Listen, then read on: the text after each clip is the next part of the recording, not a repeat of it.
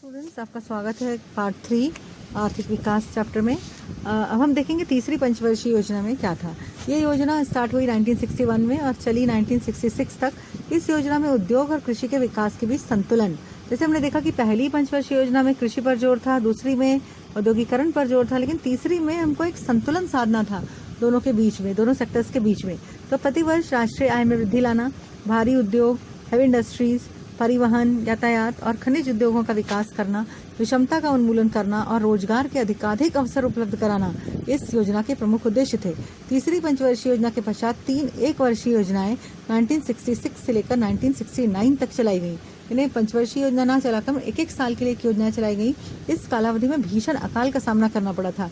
चीन का आक्रमण हुआ था 1962 में एंड पाकिस्तान के साथ हुए युद्ध के कारण, पाकिस्तान के साथ भी युद्ध हुआ था 1965 में। उसके कारण सरकार को विकास कार्यों की अपेक्षा रक्षा और अकाल निवारण की ओर अधिक ध्यान देना पड़ा। अकाल की तरफ जो गवर्नमेंट के फंड्स थे वो अकाल को निवारण करने में लगाने पड़े और बहुत सारा जो सरकार का खर्चा था वो डिफेंस सेक्टर में हो गया। इन सभी बातों से भारतीय अर्थव्यवस्था पर बहुत बड़ा दबाव आ गया।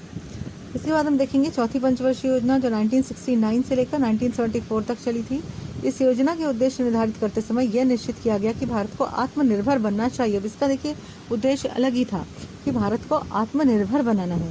सरकार को मूलभूत उद्योगों का विकास करना चाहिए, आर्थिक विकास की गति बढ़ानी चाहिए और समाजवादी सामाजिक ढांचे की ओर ध्यान देना चाहिए, न कि पूंजीवादी सामाजिक ढांचे की ओर। इस पंचवर्षीय योजना की अवधि में देश के प्रमुख 14 बैंकों का राष्ट्रीयकरण किया गया। यह पंचवर्षीय योजना अपेक्षानुसार सफल नहीं रही। अब इसके पहले की जो पंचवर्षीय योजनाएं थी 3, वो बहुत ही सफल थी, लेकिन ये जो चौथी पंचवर्षीय योजना थी इतनी सफल नहीं थी।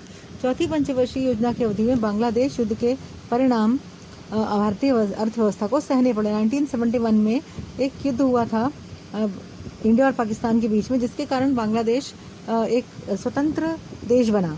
साथ ही शरणार्थियों का व्यय सहन करना पड़ा। तो बहुत सारा खर्चा इंडिया का डिफेंस सेक्टर पे हुआ और युद्ध में हुआ, और उसके साथ ही साथ जो शरणार्थी आए थे बांग्लादेश में उनके ऊपर भी बहुत सारा खर्चा गवर्नमेंट का हो गया। सरकारी कर्मचारियों की वेतन वृद्धि, रेल कर्मचारियों की वेतन वृद्धि, अंतर्राष्ट्रीय बाजार में पेट्रोल की बढ़ती दरें जैसी बातों से भारत की अर्थव्यवस्था को कई आघात सहने पड़े। इसके बाद हम देखेंगे पांचवी पंचवर्षीय योजना जो कि थी 1974 से लेकर 1979 तक। निर्धनता को दूर कर देश को आर्थिक रूप से आत्मनिर्भर बनाने का प्रमुख उद्देश्य सम्मुख रखकर यह योजना तैयार की गई। इस योजना के अंतर्गत राष्ट्रीय आय में वृद्धि लाना, नेशनल इनकम को ज़्यादा से ज़्यादा बढ़ाना, जीडीपी को बढ़ाना, बहुत सारी बड़ी मात्रा में विपुल मात्रा में रोजगार उपलब्ध कराना, शिक्षा की तरफ ध्यान देना, पौष्टिक भोजन की तरफ ध्यान देना, पेयजल की पूर्ति करना, सभी लोगों को पीने का पानी स्वच्छ उपलब्ध हो सके इसकी तरफ भी ध्यान दिया गया।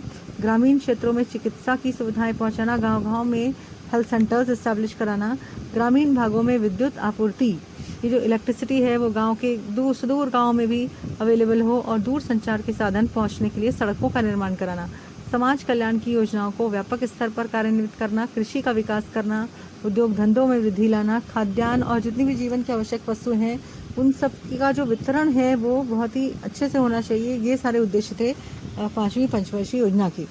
लेकिन पांचवी पंचवर्षीय योजना की अवधि में दरिद्रता का निवारण करना और रोजगार को बढ़ाना संभव नहीं हुआ। तो इस तरह से हम देखेंगे कि पांचवी पंचवर्षीय जो योजना थी, 5th 5-year प्लान, वो भी इतना ज़्यादा सक्सेसफुल नहीं था क्योंकि गरीबी ज़्यादा नहीं मिट सकी, दरिद्रता का निवारण नहीं हो पाया उस कालावधि में और रोजगार भी ज़्यादा नहीं बढ़ा। तो वर्ष 1977 में लोकसभा चुनाव में जब कांग्रेस पार्टी हार गई, जनता पार्टी सत्ता में आई, तो नई सरकार ने मार्च 1978 के एंड में पांचवी पंचवर्षीय योजना को समाप्त कर दिया और अप्रैल 1978 से श्रृंखलाबद्ध योजना प्रारंभ की, लेकिन वो भी सक्सेसफुल नहीं थी। फिर 1980 में लोकसभा के मध्यावधि चुनाव संपन्न हुए और फिर से कांग्रेस पार्टी एक बार फिर पावर में आ गई। तो इस सरकार ने वो जो जनता पार्टी ने एक जो लागू की थी एक वर्षीय योजना, श्रृंखलाबद्ध योजना, उसको भी बंद कर दिया और फिर से 5 वर्षीय योजना को स्टार्ट कर दिया। तो इसी चरण के अंतर्गत हम देखेंगे कि छठी पंचवर्षीय योजना जो आई 1980 से लेके 1985 तक, यहाँ पर भी सेंटर में कांग्रेस की गवर्नमेंट थी और उन्होंने ही चलाई हुई थी ये योजनाएं, तो उन्होंने उसको कंटिन्यू किया। इस योजना में दरिद्रता उन्मूलन, गरीबी को दूर करना और रोजगार निर्माण करना, इस चीज़ को प्राथमिकता दी गई। गरीबी को ज़्यादा से ज़्यादा इंडिया से हटाना है और हमको रोजगार निर्माण करना है। तो इसके उद्देश्य इस प्रकार के थे।